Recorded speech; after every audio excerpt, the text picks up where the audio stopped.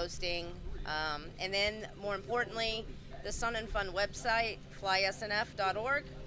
Just type in Stoll in the search bar, and both of our pages that we have related with the Invitational and the base camp has all of our schedules on there and links to buy tickets, camping, and just to see what we're doing. That's awesome. It's a cool place. It's the Bushwell Base Camp. It's a cool place that we're at. And Anitra, thank you so much for inviting us to come be part of it this year. I've been a few years out from Sun and Fun, and it feels like a little like coming to maybe my southern vacation home. Yes. To visit everybody. So thank you so much for joining us. Folks, stick around. We've got more interviews coming up here from Paradise City, Bushwell Base Camp, hashtag Bushplane, hashtag SNF, hashtag all of it. We'll be right back. Looking for a more affordable entry into bush plane flying? How about paramotoring, aka the dirt bike of the sky? Paramotoring Stoll is the next best thing, and this adventure motor that you wear on your back is your ticket to getting airborne quick. At Aviator Paramotor, our 2-week training takes you from zero to hero. Sunrise this morning, it was beautiful. There was a thin layer of fog flying. It's just like all the stress and all that kind of just floats away. It's really peaceful. From no experience to feeling confident and competent flying on your own. Let the team at Aviator Paramotor in Lake Wales, Florida teach you your new superpower of running into the sky. Classes are filling up quick, but there are spots available today, so call now. Side effects include, but not limited to, significant life changes, foot drags, ear-to-ear smiles. Find the extreme freedoms of ripping around the skies in your new adventure motor with friends.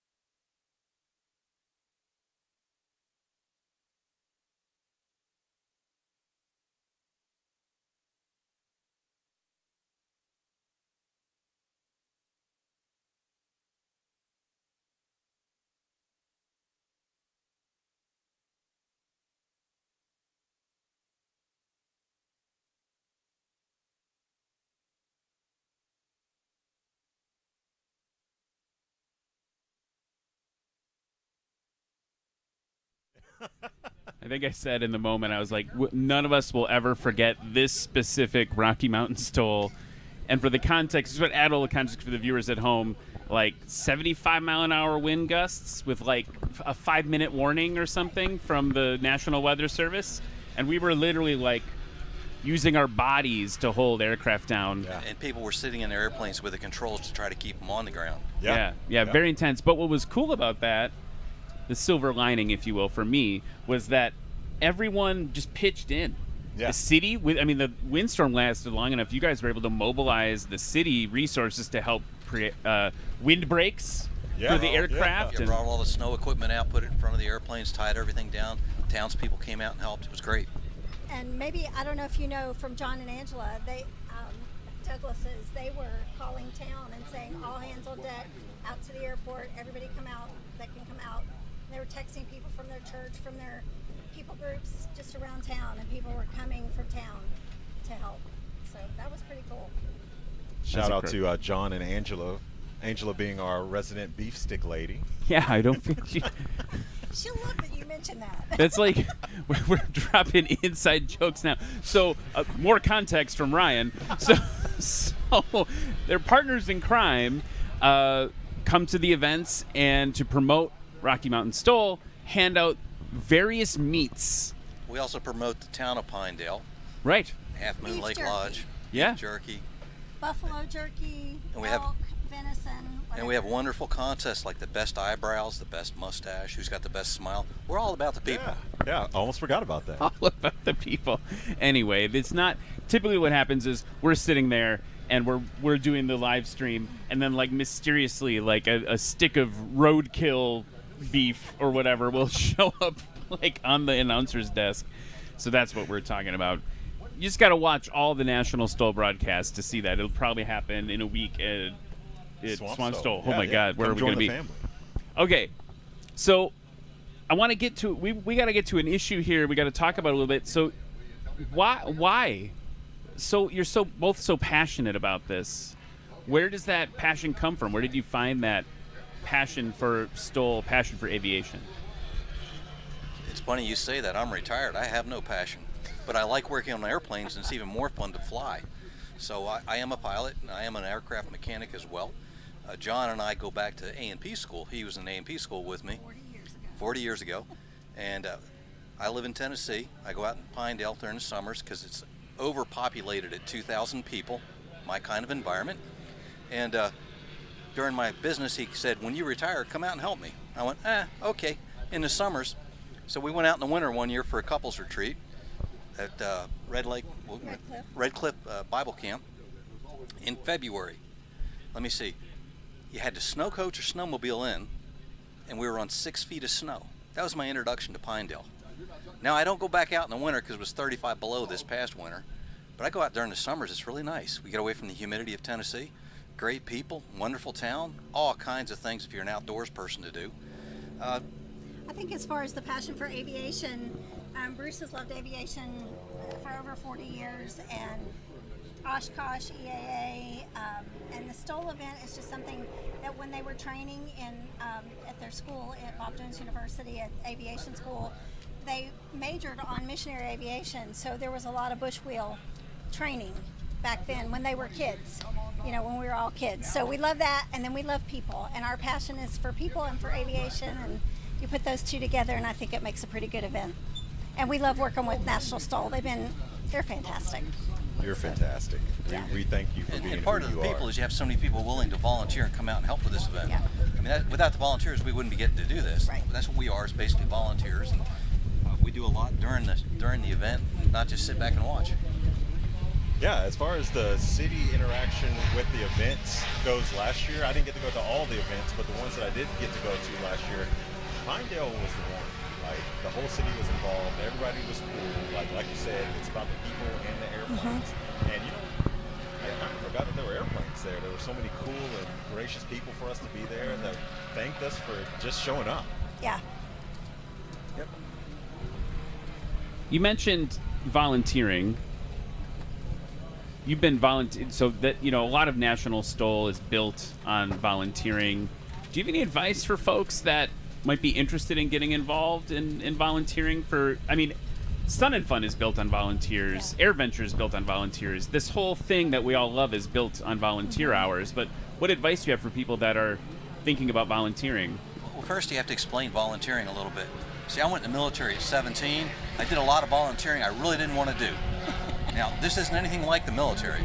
So now that I'm out in the civilian world, guess what? I enjoy volunteering because I can go do things and help. And they put me in interesting places almost every time. The people you get to meet, like Hal Stockton stays with me when out in Wyoming. Neat guy.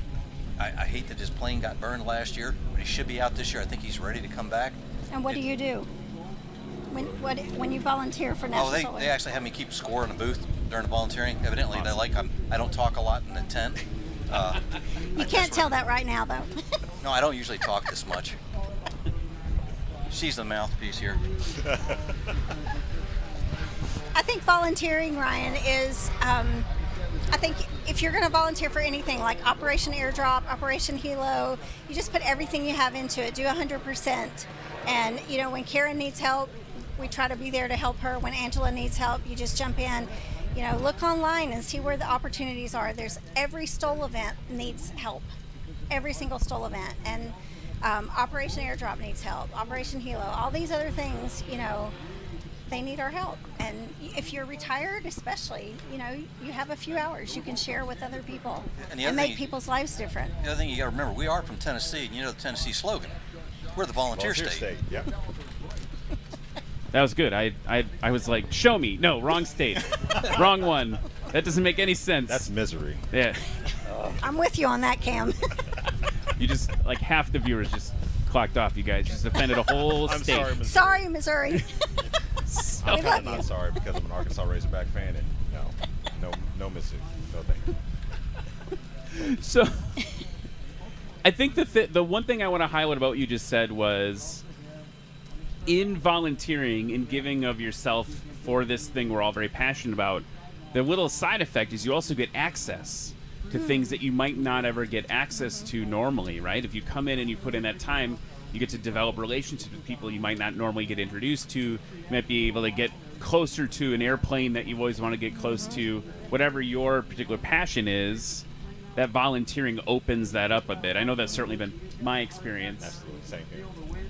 Breaks down doors for you. And here again, you're correct. It's about the people. It's who you get to meet, where you get to meet, social mobilization, where you're going to go. Years ago, we used to play Legends cars, race cars. We used to donate to the Mark Colley Celebrity Race, which was for diabetes research. We would actually donate our car to some celebrity to drive in a race. All that money went to the Diabetes Foundation. We believe in volunteering and helping each other. That's what this country was built on. Yeah, absolutely. I'm going to wrap it up there, and what a great idea and thought to wrap it up with. The idea that we're all in this together, we're all trying to volunteer. Folks, we have to go back to another commercial, and then we'll be back with even more interviews here at Paradise City. We're at 500 feet from the runway? Yeah. Look at that windsock blow. Thank you so much for your time today. We can't wait to see you in Pinedale and the rest of the circuit. We'll be back after this. Goodbye.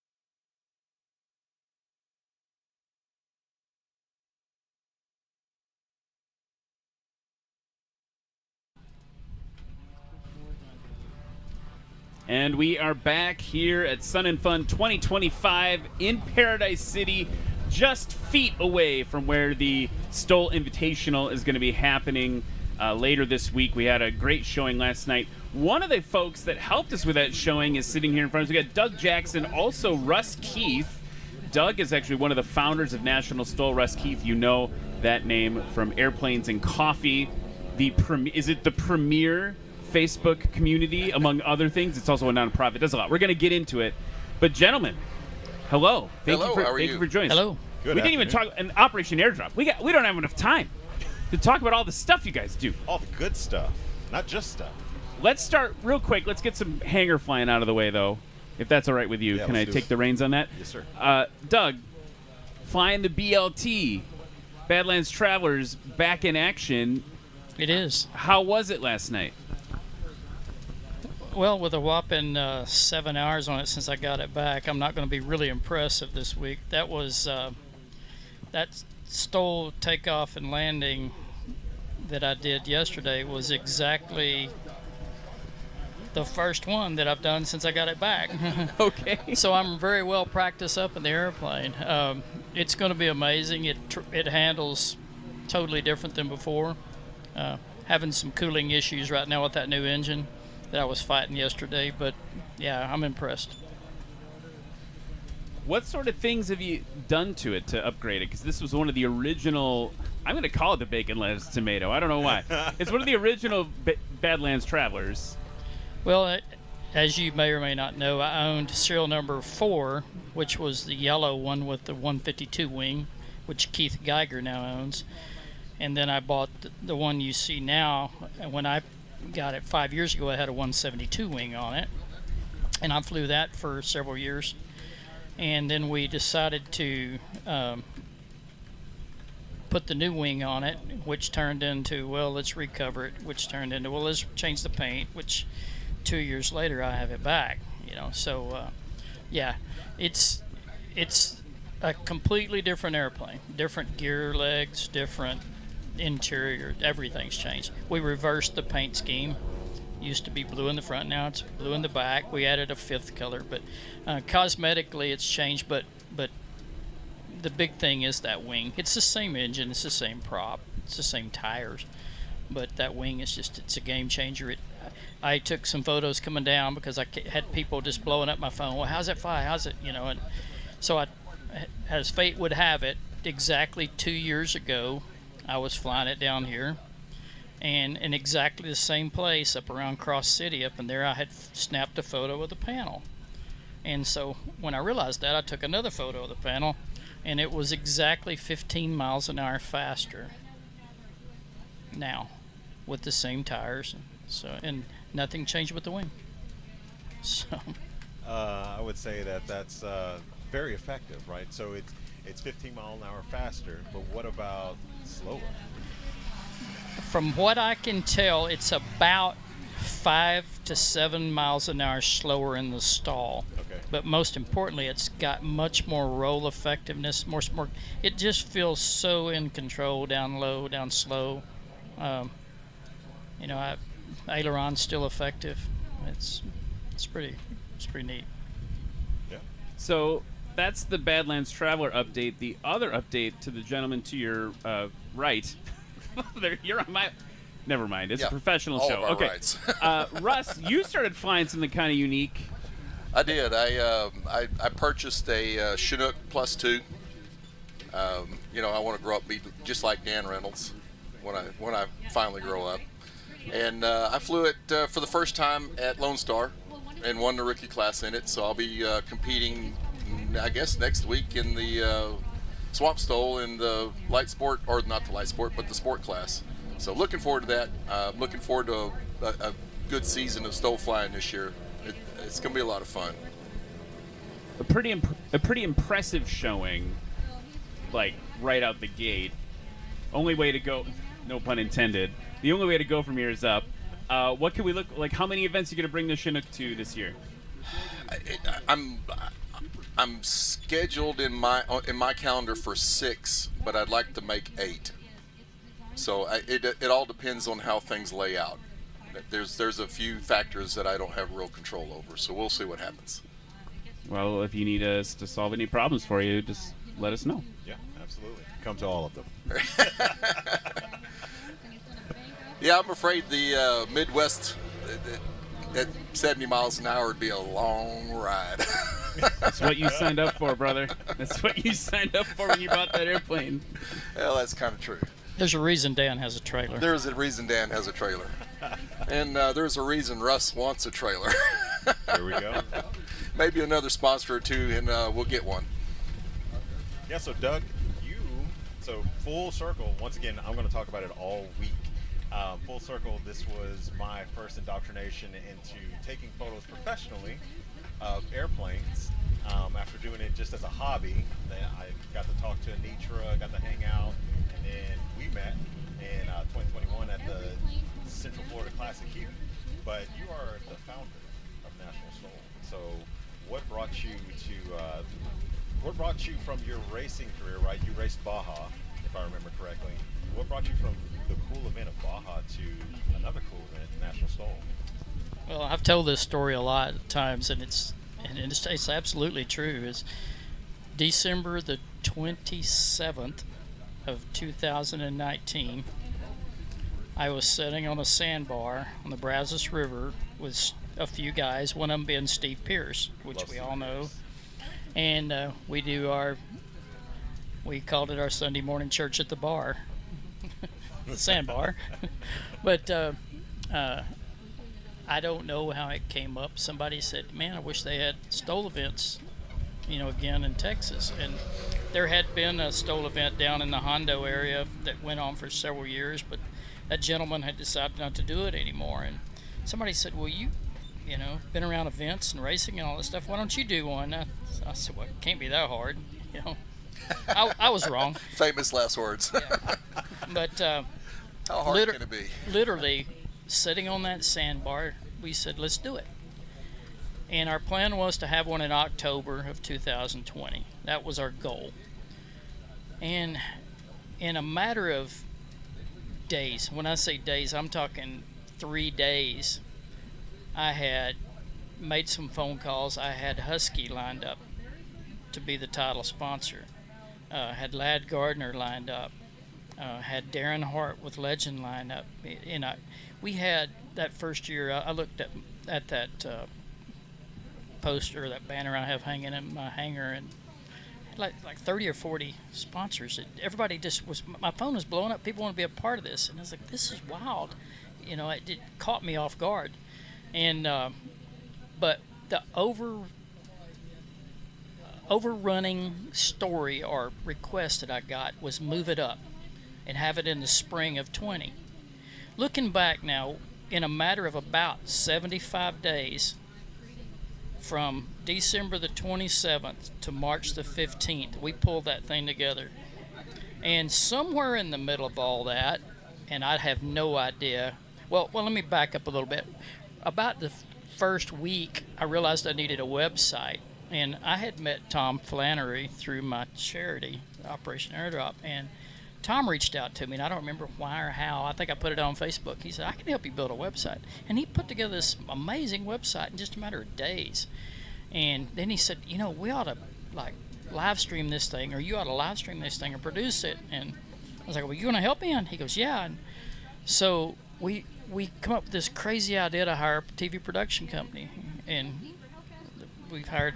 It was a live air show, and they showed up, and that event, everybody knows the history about the rain and the problems we had, but we had 80 pilots signed up, had 40 made it there through the rain and the storms and all that stuff, and had a crazy event. It was cold, it was wet, it was rainy, but everybody had a blast, and we decided we had to do it again, and then about that week, maybe a few days before that, we started hearing this. Somebody said, there's this thing called, it wasn't called COVID at the time, it was called something else. Coronavirus coming out. I was like, I don't know what that is. And man, as the day got closer and closer, we started getting nervous because we heard about people canceling events. We'd heard that going to cancel Sun and Fun. And I literally expected the morning of the event for the city of, and we picked a venue, Gainesville, Texas. I expect them to come out there and say, y'all can't do this thing. You can't have this event. But we did. We pulled it off, and that was the last event, aviation event in the United States prior to after COVID hit. And the next event was us. Well, no, actually, the next event I had forgotten they had Arkansas in October. Oh yeah, we did. Yep. And then we came down, and then sometime along in there, Sun and Fun called me. Someone from Sun and Fun reached out to me and said, "Hey, we weren't able to have Sun and Fun, but we want to do a winter festival, and we'd like y'all to come down and put on a Stoll contest." And so we agreed. And I think they called in October, and we pulled this thing together and had it. Was the first week of December, I think it was, and You know, thinking back now to what Karen and Tom and everybody does to put this thing together, and Eric, and how long it takes to put an event together, and the fact that we put that first one together in 75 days from scratch, and I bet if I called Karen right now and said, hey, let's do one in 2 months, she would freak out, because all the things you have to do to make it happen. But we did it, and it was pretty cool. Looking back. But this one went off, and then we came back for Sun and Fun that next in 21, and the rest is history.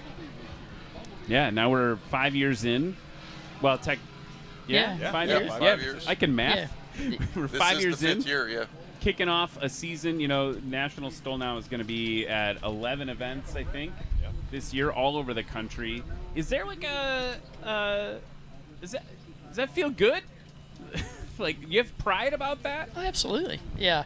I tell everybody, and this is nothing against Karen or Tom or National Stoll or anything, but to me, the competition is just a reason to get everybody together. I like the competition, but I love hanging out with everybody. Right. So. Yeah, I mean, it's been great to see you stay engaged in it. You know what I mean? Like, yeah. You're just always showing up. I get a lot of really firm handshakes from Doug, and it's always a nice thing to see him every time. I want to shift gears a little bit to this thing that you're both involved in, because you talked about the camaraderie, and I think that probably leads in a lot of ways to this other thing. We're going to talk about Operation Airdrop. I don't even know where to start with that. It's just this amazing thing that you've built. If you had to tell someone who knows absolutely nothing about it, what would you tell them about Operation Airdrop, what they should know about it? Well, I mean, you want to start with the history, how it started, or because it was so grassroots. It was literally, I owned at the time, this all started in 2017 when Hurricane Harvey hit the Gulf. And I owned a trailer company at the Texas Custom Trailers at the time, and a friend of mine called me from Rockport, Texas, and when it first made landfall. If anybody remembers, Hurricane Harvey came in on shore, basically South Texas, and went back out in the Gulf Belt and came back in on Houston. Well, this buddy of mine called me and said, man, we got wiped out down here. We need, anybody could gather up some supplies. So we put it out, a Facebook post, I think, with our Texas Custom Trailers, and in 24 hours we had 2 trailer loads of stuff, and I drove one down, and a friend of mine drove the other one down, and we stayed a couple of days and started back. We kind of set up a little redneck Walmart in a parking lot down there, just giving away stuff, and more people saw us there, and they brought stuff, and then more people brought stuff, and anyway, that little 2 trailer loads that we started with morphed into about 10 trailer loads in 24 hours or 36 hours. We came literally driving home. I had this thought, man, I know all these pilot friends, and we were starting hearing about some of these communities that were cut off. The only way you could get there was flying. I mean, I bet I could get some people together, and I made some phone calls, called Robert Johnson and a couple other people, Glenn Smith, and that was like on a Tuesday, and we announced on Wednesday that we were going to go to Conroe, Texas on Friday. Had no idea who would show up, and we get to Conroe, and there's like 50 airplanes, and we filled a hangar full of stuff. And flying back home that day, I got a message from somebody. He said, hey, I've been talking to your command. This was a funny story. I was talking to your command center in Denton, and I said, my what? And and we decided to call it Operation Airdrop sometime along in there. I said, what do you call this thing? I said, Operation Airdrop. So I keep hearing people say, yeah, we talked to your people at the command center in Denton, and I was like, okay, I don't know what you're talking about. And I called Robert. I said, do we have a command center in Denton? He goes, not that I know of. I thought, I better go over there. So Saturday, I drive to Denton, and I walk in the FBO in the conference room, and I'm just completely blown away. There's these tables set up and all these computer screens and whiteboards, and there's people on their laptops, and they're tracking our airplanes by N number. And I said, excuse me, who are y'all?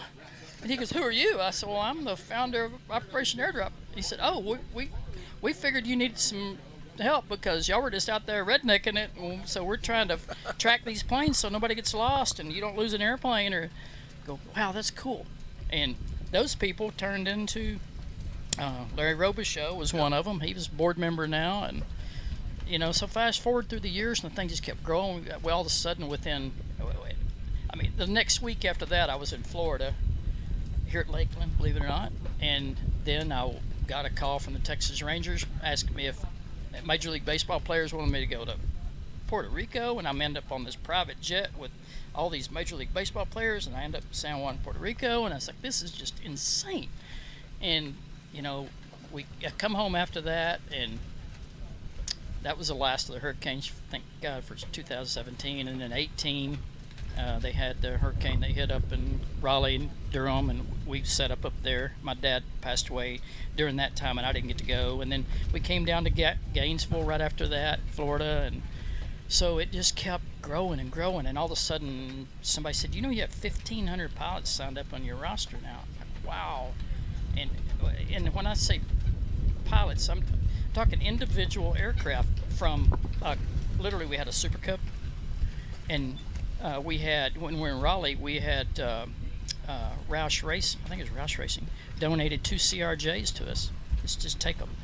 We had K-Max helicopters. We had everything coming out to fly for us. And, you know, fast forward through the years, and then this thing hit last fall, hit North Carolina, and I called a friend of mine, Matt McSwain. I said, Matt, we're gonna need some helicopters out there. And we had already decided we were going to Concord, right outside of Charlotte. And so Matt decided he would get some helicopters to go over at Hickory.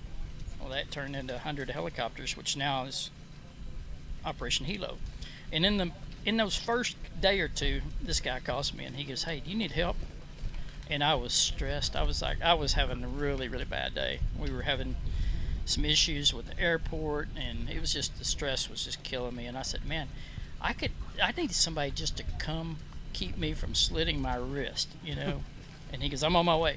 And he jumps in his airplane and flies, 10 hours or something? It was crazy, yeah. Day. And 172 from Dallas to North Carolina is a long ride, long trip. Yeah. But we he stayed there the week, and right about the week after, we had some internal struggles with our team and as personalities, and our whole executive team decided to leave. And so I put it out, posted I was looking for a new executive director, and we had collected enough money during that deal that we ended up, giving several $1 million to charities out there, buying RVs and all that stuff. And I think we bought 155 RVs or something. I don't know. Something like that we bought. But anyway.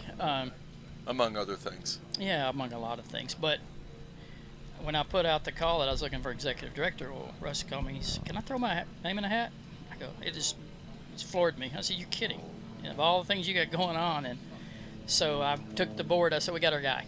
And of course, they were skeptical because they didn't really know him, but he won them over. They knew who I was, but they didn't know me. He won them over pretty quick, and then now he's hired these 2 heavy hitters to work for him, and so we went from this little, 7 guys flying stuff to 3 staffers and full-time staffers, and a lot of cool stuff going to be coming down the pike here in the next 12 months. Yeah, we've got some big plans. We've got some big announcements coming out in the next 2 months. One I can get out right now is we're going to have a booth at Oshkosh. We want to meet as many pilots and sign up as many pilot volunteers as we can, as well as ground volunteers, and just meet the ones that came out and flew with us that I haven't met, because North Carolina was my first event that I ever attended. Doug and I met through Airplanes and Coffee. We became friends, really good friends, through National Stole. And then, now I'm the executive director for Operation Airdrop, and I really want to meet as many of our our pilots and volunteers as I possibly can. When I was in North Carolina, I was averaging flying 6 hours a day. I flew basically from Statesville over to Hickory, which was about, a 20-minute flight. I was carrying insulin back and forth is what I was doing. I was carrying insulin from Statesville, where we were collecting it, over to the medical teams in Hickory to get out on the helicopters to go out to the people that needed it. So it was very cool, very, very cool. That's amazing. That whole effort just leaves me speechless. Yeah. Like we should be so lucky to have the opportunity to help. Maybe this is where you tell me, Ryan, sign up. Ryan, sign up. Sign up to help. And you sign up. Yeah, Yeah. you, whatever camera we're pointing at, yeah. You probably got it right, Doug. You always get everything right. You probably got the right camera. We do have a new system that we're going in place, and the link to sign up should go live today.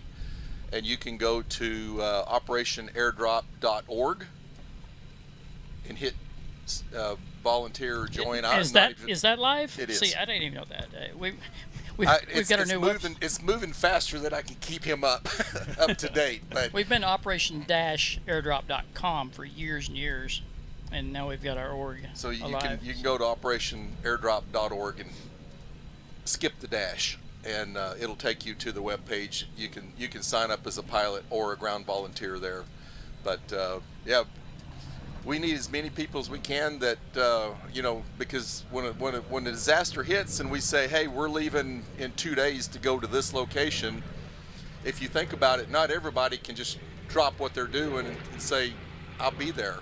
So if we get 1,500 people sign up, or 2,000 or 3,000 people sign up, we may get 50, 75 airplanes there, and 100 ground volunteers, and that's really what we need as a minimum to pull off one of these operations, because it's quite the operation. If you've never been one and see what happens in that hangar running around, it looks like an ant colony, and it's controlled chaos is what it is, because everybody's grabbing the things that are slated for that particular flight. It's all weighed out, so they know exactly how much weight's going on which pallet to go to which airplane, so that we can get it out and make sure that we get the supplies that particular area needs and what they're requesting. So it's a really cool. It takes literally hundreds of volunteers to make it. And I skipped a little bit a while ago. A lot of people don't know what we do, really. And it's a very simple premise, is in that day 1 to day 7, we'll call it, when the roads are either not open or clogged and congested, we step in and we find a location, a FBO that will host us. We reach out to our network, tell them where we're going to be, and then we find a receiver, a catcher. We have, we call it a pitcher and a catcher. We're the pitcher and we find a catcher, and we ask them what they need, and everybody always needs the same things. We have this list that hasn't changed now in 8 years, really. Yeah. Basic humanitarian. Yeah. Sure. If people said, what should I bring you? I said, if I take you and drop you in a helicopter off an island out there, what do you need?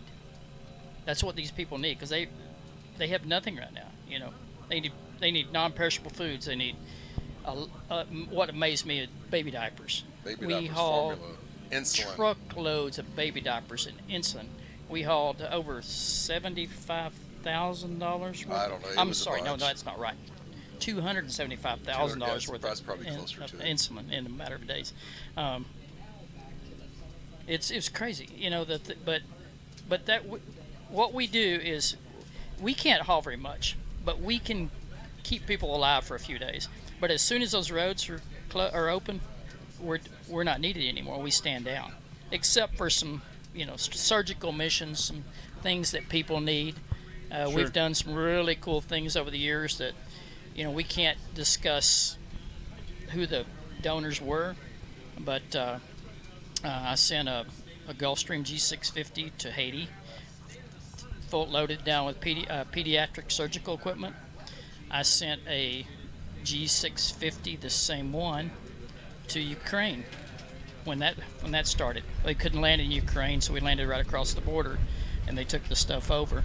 But we've been involved in some really cool stuff over the years, and most of those big high-profile things, the donors don't want want any press, and they don't want anybody to know who they were. And they donated hundreds of thousands of dollars worth of time and equipment, millions of dollars worth of equipment.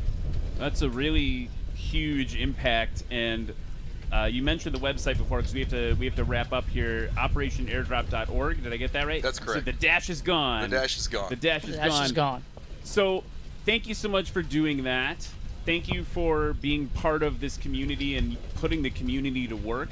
I think it's so valuable, a way that we can use this passion of ours to help bring positivity into the world and really concretely help people. Folks, we've got another set of interviews in just a second. We'll be right back from Paradise City after this.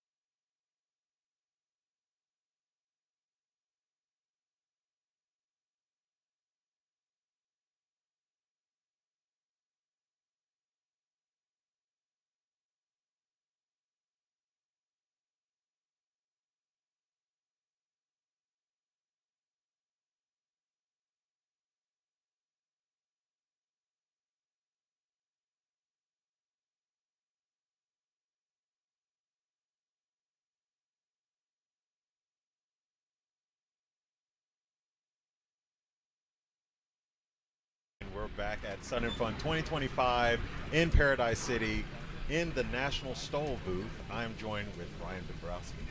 We are your dynamic duo for National Stole. And we are also joined by another dynamic duo which do the operations for Valdez and National Stole and Stole Drag and all the stole things and non-stole things. We've got Roger and we've got, oh my goodness, Steve. I almost forgot your name. Oh, his eyes are piercing you into your soul. That's going to cost me $20. Hey, you owe me a beer now. I do owe you a beer, especially from last night. I didn't see you, so yes. Gentlemen, thank you so much for joining us. You, like Cam said, you're involved in a lot of stuff, but maybe the headline thing is Stole Drag, which is like we've got a lot of pilots that participate in both National Stole and Stole Drag. For folks that don't know, what's like the 5-second Stole Drag? What is it? Yeah, so Stole Drag is unlike traditional Stole, is more of a racing. So we are on a 2,000-foot course with a 1,000-foot overrun on either end. Start at one end, land on or beyond the line at the 2,000-foot mark, turn around, come back, land and stop. And it's all based on time, not feet. So the shortest time wins. And that's done head-to-head, 2 aircraft side by side. And we run 75-foot wide lanes. You know, a bunch of guys in the Nevada desert just thought, hey, traditional Stole is really fun, but you get 4 or 5 beers down, and well, how do we make that more fun? And it's go race side by side. What's cool? Drag racing is cool, but how do you drag race down one end, bring them back? Started at, I think we did a mile, and realized even our radios weren't good enough for that, walkie-talkies, and then worked it down to 2,000 feet. And now we're the most recent class at the Reno Air Races in the last, I think it's just over 20 years. It's really cool. It's really fun to watch. It's extremely exciting. Like, I will say that, like, out of all the STOL competitions, like the big ones like Arkansas, Birds Backcountry Flight Festival, and National STOL Drag is just super exciting to watch because you got two aircraft going head to head. They're matched, maybe a little mismatched. You know, someone's got they got a flux capacitor, going on. Yeah, four. You're going all the way down the runway, and then halfway down, you go into a full slip. Like, it's just... Yeah, you yank the power, slip the airplane sideways, and it's all about power and energy management. And these are all skills that we hope these pilots are using all the time. Right. You know, it's like all of aviation, right? It's not currency, but proficiency, right? So somebody showing up to this event, they're not just showing up to a National STOL event or STOL Drag unpracticed, right? We want people practicing these skills all the time just so you can showcase them at an event. But currency's not enough, and that's what Kevin Quinn, who's the creator of STOL Drag, that's what he pushes, right, is proficiency. Not just getting you 3 night landings like folks generally do. And for National STOL, it's the same way. Like you said, it's a lot of the pilots back and forth between the two events, right? And you need to be well practiced for the safety of yourself and every other volunteer, the announcers, everybody that's there working. It's all about safety. And that's primarily where Steve and I come in, is especially at this event, right? Steve is in charge of all the folks on the opposite side of the field, personnel-wise. I'm working with the air boss for aircraft safety, right? We're essentially, he's a human spotter, I'm an aircraft spotter for this specific event. We're going to go do the same thing at Valdez here, as you mentioned, in a couple of weeks, and have been doing STOL Drag events for a long time. It's a silly amount of fun. It's a lot of work, but airplanes are cool, right? Airplanes. Like, being around airplanes is awesome. That's worth And it. this group of people's just, you guys know, you talk to these pilots all the time. It's just such an amazing group. And we get to hang out with Ryan too. Well, it's fine. I'm adequate. You hit a couple of things that you said a couple of things I wanted to hit on. One was, we shouldn't forget, like, you're here helping Anitra with the STOL Invitational and all the stuff there, and bringing that organizational help. And then you mentioned the pilots switching back and forth. I think what's kind of cool about that is you have someone like Steve Henry, for example, who's a strong, almost unbeatable competitor in both series, and he will actually reconfigure his aircraft depending on what he's doing. And there have been a couple times where we've had National STOL and STOL Drag together, and he's wrenching on it, changing it, reconfiguring it between those two runs. As soon as the event stops, you'll see he and Josh jack up the airplane, and for STOL Drag, they'll put the little studded tires on there, and then for doing the traditional STOL National STOL event, he's got the big tires back on there. It's STOL Drag's a lot about braking, right? Because you're not going to scrub all that speed in the slip when you're coming back to the line.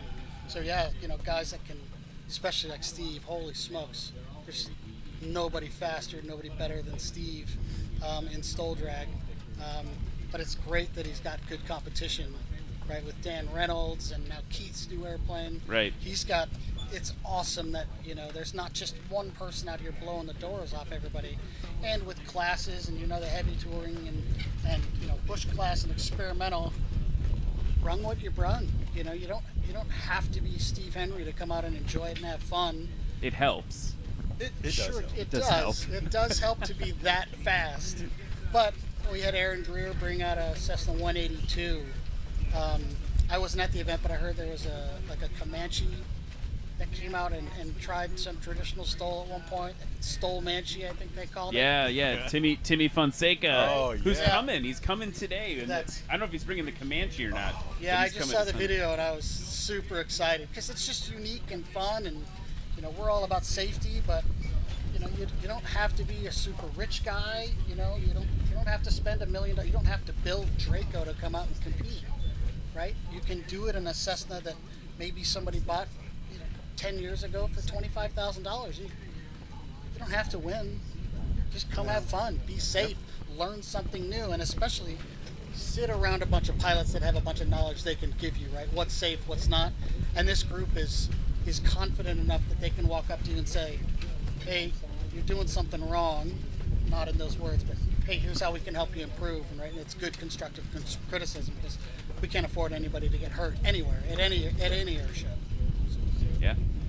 Well, I want to switch gears for just a second. Switch some gears. Because we have, I mean, you two guys are pretty unique individuals. I would like to say everybody here is unique, everyone's unique. But you guys have some cool personal things going on. Like, Roger, you are heavy in the sim world, aren't you? I did that for quite a while. 1982 was Sublogic was the first flight sim I got on the Commodore 64. And just ever since, I thought flight simulators were cool, right? I was never going to get to fly every jet in the world, so go do it in the sim, right? So did some work with a company or a group called the Virtual Blue Angels, and flew the Blue Angels demo start to finish from a dark jet to a dark jet, and that sort of led into some other things. We've actually had some really unique opportunity with a lot of the STOL drag and National STOL pilots.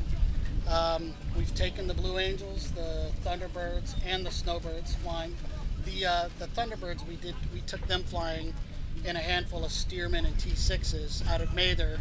We couldn't coordinate the backcountry guys, but to take them up on a bunch of warbirds and see what their skills look like between the two is pretty interesting. But we got to take the Snowbirds flying, so it's been an interesting transition and a lot of fun. Just being an IT guy my entire career, that's how I kind of got started in STOL Drag. And it's like any event. If you sort of look like you know what you're doing, somebody grabs you and says, "Hey, can you help over here?" So That's how we ended up sitting here. Yeah. I was at the High Sierra flying, and there were too many airplanes, and I can help park airplanes. And then it's, hey, well, can you help us do this? And how about this? And then, you gravitate towards a bunch of really awesome people, and you just want to keep doing it. Yeah. And there's hard days and there's good days, right? Some days are difficult, right? Setting up an event, what everybody's seeing online here, it's not just you two guys sitting here or us. There's tables and chairs and merchandise and cords and power, and there's so much that goes into these events, from feeding people to, it's the logistics, right? Yep. Logistics for us is super fun. Steve does a lot of programming. There's a lot of great ideas for our events. He's our headline judge at Reno and our other STOL Drag events. And between this group, did I just get interrupted by? Oh, I think, the national anthem, because I think the air show is about to kick off, which means we probably need to wrap up our interviews. But let's just power through it. I'll sing it again for you guys after we're done. I do want to talk about Partner 91. I want to talk about Steve's company and your. Oh yeah. Long story short, I'm also a career IT guy, but one day I got fed up with it. I was done, walked away from it, retired early, and started my own aircraft brokerage. So I sell airplanes for a living now. I love doing it because sometimes brokers have a not so good reputation. So I'm out to tackle the world on making sure that people realize there are really good brokers in the world. It's all about being honest, with people. So that's what I do full time. Thank you. We've been talking about Steve selling me an airplane for a long time. Yeah, we'll make that happen eventually. Gentlemen, I think we need to wrap up, but real quick, where can people, you said there's a lot of stuff you're doing right now. Maybe let's talk about, STOL Drag. When can people come see STOL Drag this year? Where can they find you doing that? Valdez? What are all the places they can find you this year? STOL Drag, stoldrag.com, obviously, if you want to keep up. But this year, Roswell's the first year since Reno is no longer hosting the Reno National Championship race. It's been at Roswell, so we'll be doing it there. And every other year, and it'll be odd years, is the High Sierra Fly-In is where it all started. It's north of Reno, highsierraflyin.com for information about that one. And I believe that's October 2nd through 5th. So, you can imagine 800 of your best friends and STOL airplanes and a lot of dirt and a lot of grime. Bring a toothbrush, because your teeth and your eyes and everything fill up with dust. But it's seriously the best time you can have in the backcountry. And Kevin's made a bunch of efforts to bring some creature comforts out, toilets and food trucks and a big bonfire and a lot of neat things. And we're going to do that every other year. Just every other year. If you do it every year, maybe it gets a little tired. But right. If you do it every other year, drum up something new every couple of years, bring people back to it. Cool. And then Valdez, you're going to be at Valdez this year, Yeah, which is the premiere. It's like the granddaddy of the Yeah, Stoll I think the quote is, "We did it first, and everybody else stole it." Zing. Yep. And so we went up there last year, and it's just one of those things. We're like, hey, it's Alaska, it's a Stoll event, we have to go. And we showed up. We signed up to volunteer ahead of time. Went up there to volunteer, and they appreciated it. We came with our own radios, our own vest, everything. You sort of fill in, kind of know what you're doing. And they called us up, this spring and said, "You're coming back, right?" So we said, "Yeah, absolutely." So we're going to go up there and go goof around and see more of Alaska, and then go down to Valdez and go help out with the event. It's pretty hard to beat the views up there. Yep. It's Awesome. unbelievable Stoll country. Very cool. Well, that hour flew by, Cam. Man, it was very great. Hour There was plus. lots of We went a information. little over, but Yeah, I mean, we had to follow those But guys. we were They're worth actually it. doing really yeah. awesome. You guys are. Yeah, you're worth it. Yeah, 100%. I don't know. That whole Operation Airdrop makes me feel like I'm not doing much with my life, right? Those guys, that's awesome what those guys are doing. You can all aspire to be Doug and Russ. Yes. That's what we can all do that. That's awesome. Gentlemen, thank you so much for joining you, us guys. today. Thanks Thank for filling you. us in on some of the other stuff that's going on in the Stoll world. Thanks for helping out here. It's really cool to see the community come together and All kind the of worlds show coming its together. best Yeah. to the southern half of the United States, let's call it, or the early half of the air show. I don't know. We got to make sure that we're representing Stoll everywhere we can, and it's awesome to see everyone come together If do we it could here. just move Sun and Fun to somewhere where there wasn't so much humidity, I would be. This breeze today, though. Oh, this is really Yeah? nice compared It to the feels last couple. It's real been hot. good. Yeah. So if you're here, drink lots of water because it is hot, it's humid. We'll get through it, but this breeze is nice. Yeah, we'll get through it. We're going to have a blast doing it. Thank you so much, gentlemen. Everyone at home, be sure to tune in tomorrow at noon for more interviews. If you're in Sun and Fun, you're in Florida right now, come 5 o'clock, Jambalaya Night at the Bushwell Base Camp. Yummy. Looking forward to that. And then, of course, tomorrow, interviews here at noon, and 7 o'clock, the Stoll Invitational back on. Back on. Cam, thanks so much, my friend. Thank you at home. We will see you tomorrow.